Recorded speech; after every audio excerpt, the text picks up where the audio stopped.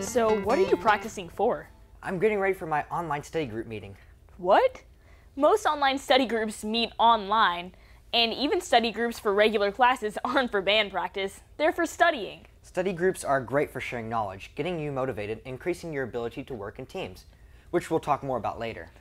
With extracurricular activities, sports, and more, it's hard to get everyone together at the same place at the same time. So it's easy to meet and study online. But to be successful and help you make the grade, here are a few tips for participating in online study groups. First, choose a leader, someone different for each meeting. By doing this, everyone gets a feeling of ownership in the group. Then, set goals. Write a list of questions to cover in that particular study session. Next, prepare an agenda to make sure main points are discussed. And over the course of the semester, share the workload. Create study materials, help other members learn, and compare notes. Because one of the best ways to learn is to teach someone else. Set regular meeting times like once a week or every 2 weeks. Whatever works best for the members of the group. Choose to meet real-time, virtually with tools such as Skype, by phone or chat room, or even in person. Stay in touch online by email, course mail, or group discussion boards. Participating in an online study group can help prepare you for working in teams. Many online courses require you to do assignments as part of a virtual team, with people you don't know or may never see. These team assignments might be instructor required or student initiated. Also, working collaboratively online is a skill you'll need in the workplace. Not to worry, web applications make it easy for several students to work together on one team project. Teamwork usually begins with brainstorming ideas that are narrowed down to the best ones to meet project goals. And just like online study groups, there are some tips to follow for successful teamwork. One of the most important is to assign group roles early in the project. Those roles may be designated by your instructor or the group's responsibility. If left as a group's responsibility, 2 primary roles are suggested. The facilitator manages participation and keeps the discussion focused.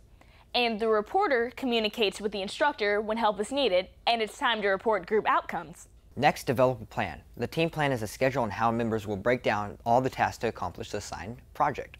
The plan includes overall project goal, the milestones, which are smaller tasks to reach in the team's goals, and the objectives for each milestone and who is assigned to. Be sure to also assign dates and times to complete each milestone. The plan then becomes a master schedule to keep everyone on task. The project is closer to completion as members achieve their milestones. For example, you might create an outline and draft to submit to the team for review. Your milestone is then combined with everyone else's, and the project is put together as a whole. Once the project is reviewed, corrected, and fine-tuned, the project should be complete. As with assigning group roles, planning may be designed by the instructor or left to the group's responsibility. We said it before, communication is the key. Participate on team discussion boards. You can do so at any of the time of the day.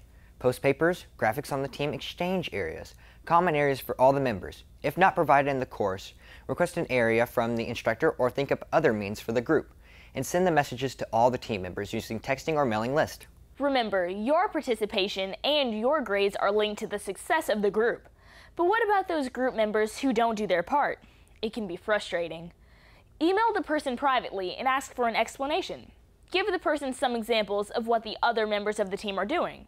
Make sure that he or she is aware of the group expectations. Offer to help the person and perhaps transfer some of his or her work to other group members.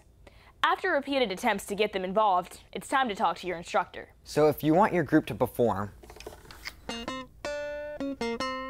stay focused, communicate, and put a plan in place.